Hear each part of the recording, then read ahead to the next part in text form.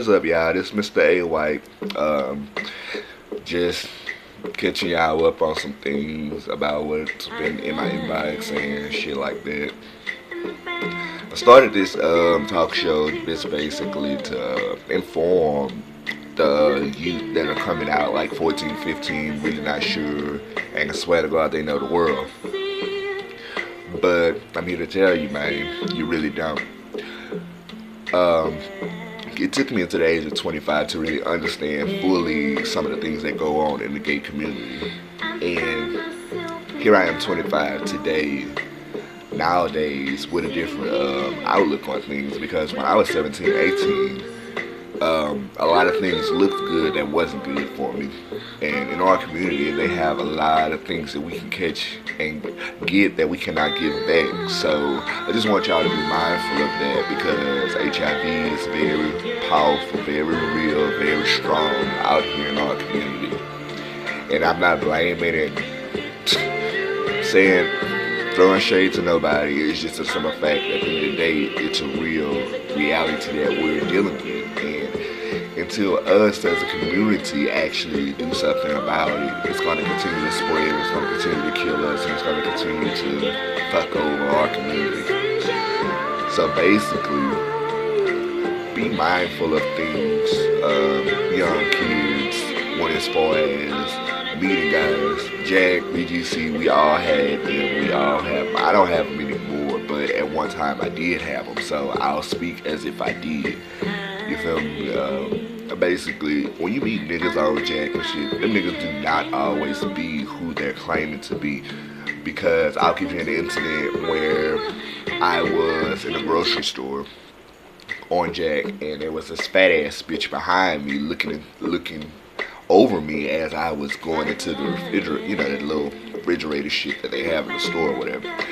And I kept saying, why is this fat bitch following me like this? The whole time, this the motherfucker I'm texting on Jag that looks like me. You feel me? Looking like me, body-wise. And I turned back, and it's some flabby ass shit talking about something. Yeah, I'm right by you in the snow. So, just be mindful of things like that, because sometimes we'll be in a situation where we won't be able to just walk away from some shit like that. You feel me? Because sometimes niggas do it to come to my house, you know, you meet up and then you stuck there because this motherfucker who came and got you. So, young kids, just be a little bit mindful of how you meeting men. I know that it's not easy to meet men because you can't just walk up to a nigga and be like, shit, you hot. What's up? It doesn't work like that. And, I mean, it just doesn't. Because someone was like, oh, I deleted my Jack and this, that, and the fourth. Well, how did you find the man? How did you find your man? Did you meet him at the club? Tell me, how did y'all meet? And since you don't have no app or no actual way of getting out to meet a man, how did you meet him?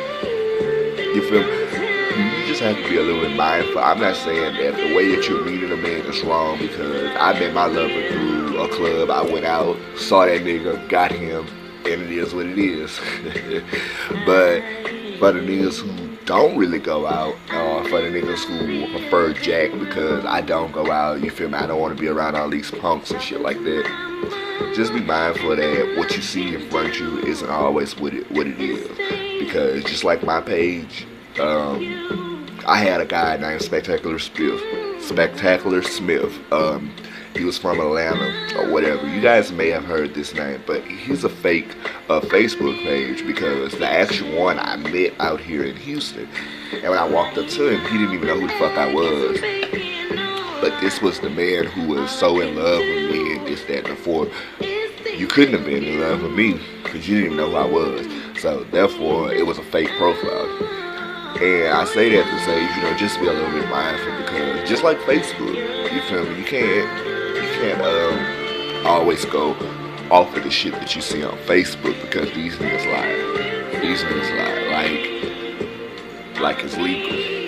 I just don't understand far as why, because at the end of the day, it's gonna come out, man. If you fat, you fat. If you're skinny, you're skinny. If you're sick, you're sick. Point blank period. Whatever it is that you're trying to hide from the next man so he can be with you, it's gonna come out sooner or later. That's sooner or later. So it's always best to be upfront about who you are and what you're looking for. Because the only thing a motherfucker can do at the end of the day is respect that.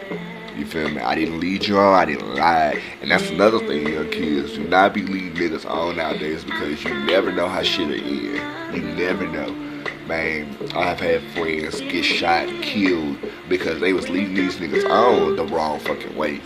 You feel me? And when a nigga think that that's all they have and you're doing all right and you feel me, they just doing whatever they need to do to make you happy, and then at the end of the day you're not even what you're representing to them, it's time to get the gun because motherfuckers playing too much, right? And I'm the type that don't have time for the bullshit. So as advice for you younger kids, man, just be mindful of the things that you're doing online, on your phone, apps, anything. Just mindful because a motherfucker may not be who they're claiming to be.